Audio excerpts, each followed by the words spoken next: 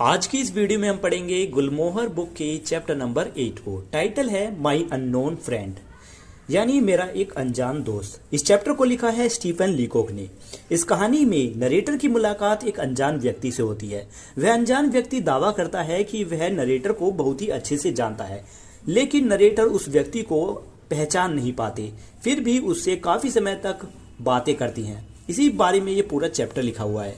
तो चलिए अब चैप्टर को शुरू करते हैं और उनकी बातचीत को जानते हैं। यहाँ पर वर्ड यूज किया गया है पुलमैन। पुलमैन क्या है? अ लग्जरी रेलवे कैरेज, मतलब रेलवे गाड़ी का एक डिब्बा जो बहुत ही लग्जरी तरीके से बनाया गया है। लिखा है, नरेटर कहते हैं कि वह व्यक्ति पुलमैन के डिब्बे में दाखिल हुआ जहां मैं अकेला बैठा था। उसने एक लंबा फर वाला कोट पहना हुआ था और उसके हाथ में $50 का एक महंगा सूटकेस था। फिर उसने मुझे देखा और कहा, वेल वेल, वाह वाह, और उसके चेहरे पर सुबह की धूप की तरह पहचान की एक चमक फैल गई, यानी जैसे उसने मुझे पहचान लिया हो। मैंने भी दोहराया, वेल वेल। फिर उसने कहा, अरे कमाल है, और गर्मजोशी के साथ हाथ मिलाते हुए बोला, आपसे मिलने की उम्मीद नहीं थी। मैंने भी मन ही मन सोचते हुए ये सोचा कि यह वास्तव में व्यक्ति कौन है। उसने मुझे और ध्यान से देखा और कहा, आप बिल्कुल भी नहीं बदले। मैंने भी दिल से कहा, आप भी नहीं बदले। लेकिन मैं मन ही मन सोच रहा था कि ये आदमी कौन है। मुझे उसका चेहरा या नाम बिल्कुल याद नहीं आ रहा था। सच कहूं तो मुझे लोगों के नाम याद रखने में बहुत दिक्कत होती है। कभी कभी चेहरा भी याद नहीं आता, लेकिन इन सब के बावजूद मुझे गर्व है कि मैं कभी किसी को नहीं बोलता। लेकिन जब कभी ऐसा होता है कि मैं किसी का नाम या चेहरा भूल जाता हूं, तब भी मैं अपना होश संभाले रहता हूं। मुझे पता है कि ऐसे हालात से कैसे निपटना है। बस थोड़ी ठंडक और बुद्धिमानी चाहिए और सब कुछ ठीक हो जाता है। अब मेरा वह अनजान दोस्त बैठ गया। उसने कहा, काफी समय हो गया हमें मिले, है ना? मैंने भी उदासी की आवाज में दोहराया, काफी समय हो गया, ताकि उसे लगे कि मैं भी इस दूरी से दुखी हूं। उसने फिर कहा, लेकिन यह समय कितनी जल्दी बीत गया है ना? मैंने भी खुशी से कहा, हाँ बिल्कुल, ऐसे जैसे एक झपक में समय बीत गया हो। उसने कहा, अजीब है, यह अजीब है कि कैसे जीवन चलता रहता है और हम लोगों से संपर्क खो देते हैं और चीजें बदल जाती है। मैं अक्सर इसके बारे में सोचता हूं कि हमारे पुराने दोस्त कहाँ चले गए। मैंने भी कहा, हाँ मैं भी यही सोचता हूं।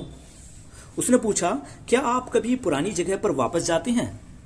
मैंने बड़े ही दृढ़ और बड़े ही संकल्प के साथ किया, मतलब बिल्कुल स्पष्ट कर दिया कि कभी नहीं।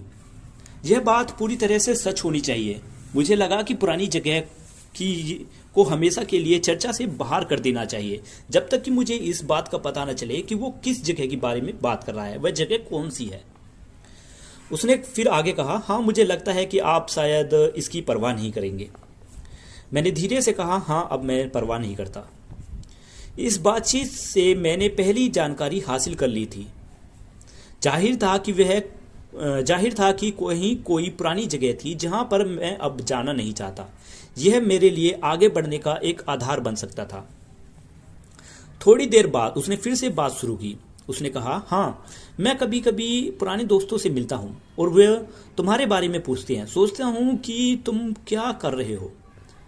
नरेटर कह रहे हैं कि मैंने सोचा यह तो घटिया बातें हैं, लेकिन मैंने उससे ऐसा कहा नहीं। मुझे लगा कि अब एक बड़ा कदम उठाने का समय आ गया है, इसलिए मैंने उत्साह से कहा, अरे बिल्ली कहाँ है? क्या अब तुम्हें बिल्ली के बारे में कभी कुछ सुनने को मिलता है? यह वाकई बहुत सुरक्षित लाइन थी। हर पुराने गिरोह में हर दोस्तों की एक टोली में एक बिली नाम का व्यक्ति जरूर होता है। मेरे उस दोस्त ने कहा, हाँ जरूर, बिली मोंटाना में खेती कर रहा है। मैंने उसे पिछले वसंत में शिकागो में देखा था। मैंने आगे पूछा, और पिट? यह भी एक सुरक्षित सवाल था, क्योंकि हर दोस्तों की टोली में एक पिट भी होता है। उस व्यक्ति ने जवाब दिया, आपका मतलब बिल्ली के भाई से है? मैंने कहा, हाँ हाँ, बिली का भाई पिट, मैं अक्सर उसके बारे में सोचता हूँ। उसने जवाब दिया, ओह बूढ़ा पिट अब पूरी तरह से बदल गया है, अब वह अपनी लाइफ में सेटल हो गया है। वह कुछ देर के लिए रुका और फिर से बोलना जारी रखा। उसने कहा, मैं अक्सर तुम्हारे पत्र लिखना चाहता हूँ।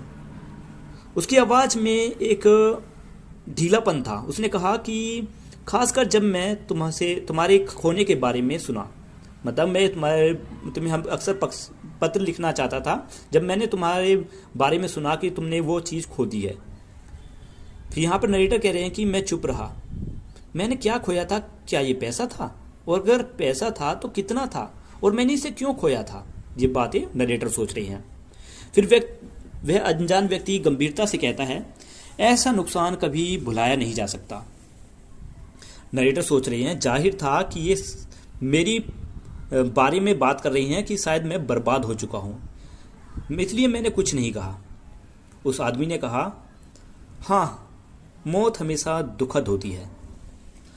नरेटर को अब समझ में आया, अरे ये तो किसी की मौत के बारे में बात कर रहा है। मैं लगभग खुशी से हिचकी लेने वाला था। ये आसान था क्योंकि मौत के मामले में बातचीत करना बेहद आसान होता है। बस चुप बैठना होता है और इंतजार करना होता है कि कौन मरा है। सामने वाला व्यक्ति खुद ही बता देता है कि किसकी मौत हुई है। मैंने धीरे से कहा, हाँ, बहुत दुखद, लेकिन इसका एक और पहलू भी है। उस व्यक्ति ने कहा, बिल्कुल सही, खासकर उस उम्र में। मैंने कहा, जैसा आप कह रही हैं, उस उम्र में, ऐसी जिंदगी के बाद। मतलब इस तरीके से उनके बीच कुछ बातचीत हो रही है दोनों के बीच। व्यक्ति ने कहा, आखिरी समय तक वह बहुत ही मजबूत और खुश, मुझे लगता है कि। फिर नरेटर कह रहे हैं कि मैंने आत्मविश्वास के साथ कहा, हाँ बिल्कुल, आपने सही कहा। आखिरी दिनों में भी वह बिस्तर पर बैठकर सिगरेट पीने में सक्षम थे। अनजान व्यक्ति ने कहा, क्या? थोड़ा उलझते हुए, कि क्या आपकी दादी? तो मतलब यहां पर नरेटर को समझ आया कि ये इनकी दादी के बारे में बात कर रहे हैं। नरेटर कह रहे हैं, मेरी दादी? अच्छा, ये बात थी। तो नरेटर कह रहा है, क्षमा करें, मैं अपनी मूर्खता पर नाराज होते हुए कहा कि माफ करना, जब मैं कहता हूं कि वह धूम्रपान करती थी, वह स्मोक करती थी, तो मेरा मतलब है कि वह बैठ सकती थी और उन्हें स्मोक कराया जा सकता था। यह उनकी आदत थी, उन्हें पढ़कर सुनाया जाना और उन्हें स्मोक कराया जाना, यही एकमात्र चीज थी जो उन्हें उस समय शांत करती थी। जैसे ही मैंने ये कहा, मुझे लगा कि ट्रेन धीमी हो रही है। मेरा दोस्त जल्दी से खिड़की से बाहर देखने लगा। उसका चेहरा बेचैन लग रहा था। मेरे दोस्त ने कहा, हे भगवान, ये जंक्शन है, मेरा स्टेशन छूट गया, मुझे पिछले स्टेशन पर उतरना था। उसने गलियारे में आवाज दी, अरे कुली, यहाँ कितने देर के लिए रुकते हैं? किसी ने जवाब दिया पीछे से, सिर्फ 2 मिनट साहब, ट्रेन पहले से ही देरी से चल रही है और हमें टाइम लग रहा है। मेरा दोस्त अब उठ खड़ा हुआ। उसने एक गुच्छा चाबी निकाली और सूटकेस का ताला खोलने की कोशिश करने लगा। उसने हाफते हुए कहा, यह ताला क्या हो गया है? मेरे पैसे सूटकेस में ही हैं। अब मेरा एकमात्र डर यह था कि वह ट्रेन से उतरने में असफल हो गया तो क्या होगा। तो नरेटर क्या करते हैं? नरेटर उस अजनबी को पैसे दे देते हैं। नरेटर कह रहे हैं कि मैंने अपनी जेब से कुछ पैसे निकालते हुए कहा, यह लो, ताले की चिंता मत करो और ये पैसे ले लो। उस व्यक्ति ने कहा, धन्यवाद, और उत्साह से मेरे हाथों से सारे पैसे ले लिए। वह ट्रेन से कूद गया। मैंने उसे खिड़की से देखा कि वह वेटिंग रूम की ओर बढ़ रहा था। वह ज्यादा तेजी से नहीं चल रहा था। मैंने इंतजार किया। कूली आवाज लगा रहे थे, सब लोग चढ़े, मतलब सब लोग ट्रेन में चढ़े। एक घंटी की आवाज आई, भाप का फुहार निकला, मतलब ट्रेन अब चलने के लिए तैयार है, और ट्रेन 1 सेकंड में ट्रेन चल पड़ी। मैंने सोचा, वह इंसान कितना बेवकूफ है। उसका $50 का सूटकेस फर्श पर पड़ा रह गया। मैंने इंतजार किया, खिड़की से बाहर देखते हुए और सोचते हुए कि आखिर ये व्यक्ति था कौन। फिर मैंने फिर से कूली की आवाज सुनी। वह किसी को डिब्बे में ले जा रहा था, मतलब रेलगाड़ी के डिब्बे में ले जा रहा था। वह कह रहा था, मैंने पूरे डिब्बे में ढूंढा, मैंने इसकी पूरे डिब्बे में तलाशी की साहब, मतलब किसी दूसरे व्यक्ति से कह रहा है। एक गुस्सेल और अच्छे कपड़े पहना आदमी उस कूली से कह रहा था, मतलब एक गुस्सेल और अच्छे कपड़े पहना हुआ आदमी जो मेरे डिब्बे के दरवाजे से अपना सिर डाल रहा था, वह कह रहा था मैंने उसे अपनी पत्नी के पीछे की सीट पर रखा था।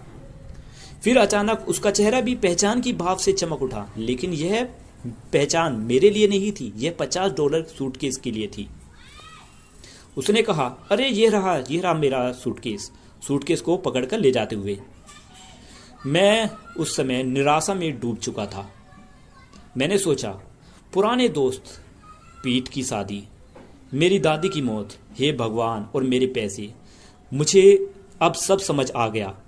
वह दूसरा आदमी, वह अनजान व्यक्ति सिर्फ बातें बना रहा था, लेकिन एक मकसद के साथ, यानी वह नरेटर को बेवकूफ बना रहा था और उसे उसके पैसे ऐंठने वाला था। स्टंग, धोखा खा गया। नरेटर को समझ आया वह धोखा खा गए। नरेटर ने सोचा, अगली बार जब मैं ट्रेन में किसी अनजान व्यक्ति से मिलूंगा या अजनबी से बातें करूंगा तो मैं इतना ज़्यादा चतुर बनने की कोशिश नहीं करूंगा। तो चैप्टर यहीं पर ख़त्म होता है। उम्मीद है आपको चैप्टर अच्छे से समझ आया होगा। अगर स्टोरी अच्छी लगी है, एक्सप्लेनेशन अच्छा लगा है तो कमेंट में लिखकर जरूर बताना। मिलते हैं नेक्स्ट वीडियो में क्वेश्चन आंसर्स के साथ। Bye bye. आज की